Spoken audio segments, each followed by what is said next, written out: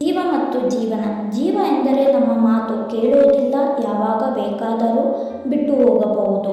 ಜೀವ ಎಂಬುದು ಸಂಸ್ಕೃತ ಪದವಾಗಿದ್ದು, ಇದನ್ನು ಅಮರ ಜೀವಂತ ವಸ್ತು ಅಥವಾ ಒಂದು ವೈಯಕ್ತಿಕ ಆತ್ಮ ಎನ್ನುತ್ತಾರೆ. ಜೀವನ ಎಂದರೆ ನಮ್ಮ ಮಾತು ಕೇಳುತ್ತದೆ, ಹೇಗೆ ಬೇಕಾದರೂ ರೂಪಿಸಿಕೊಳ್ಳಬಹುದು. ಜೀವನವೆಂದರೆ ಹುಟ್ಟು ಮತ್ತು ಸಾವಿನ ನಡುವಿನ ಕಾಲಾವಧಿ. ಜೀವನವು ಒಂದು ಪ್ರಯಾಣ, ಒಂದು ಪ್ರಕ್ರಿಯೆ ಮತ್ತು ಅರ್ಥಪೂರ್ಣ ಬದುಕಿನ ಅನ್ವೇಷಣೆ.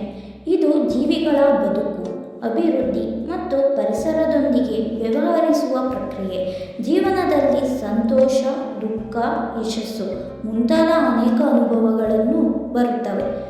ಜೀವನದಲ್ಲಿ ಯಶಸ್ಸು ಸಾಧಿಸಲು ಸಮಯ ಪ್ರಜ್ಞೆ ಮತ್ತು ಕಠಿಣ ಪರಿಶ್ರಮ ಬಹಳ ಮುಖ್ಯ. ಜೀವನ ಅಂದರೆ ಒಂದು ಸಮುದ್ರವಿದ್ದಂತೆ, ಅದನ್ನು ಈಜುವುದು ಬಹಳ ಕಷ್ಟ.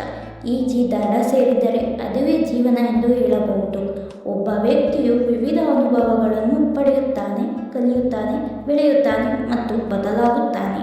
ನಾವು ಹುಟ್ಟಿನಿಂದ ಸಾಯುವವರೆಗೂ ಸಾಗುವ ಹಾದಿಯಲ್ಲಿ ಅನೇಕ ಅನುಭವಗಳು ಪಡೆಯುತ್ತೇವೆ.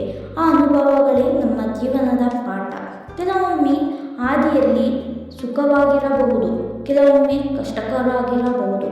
ಆದರೂ ನಾವು ಜೀವನದ ಪ್ರಯಾಣವನ್ನು ಸಾಗಿಸುತ್ತೇವೆ.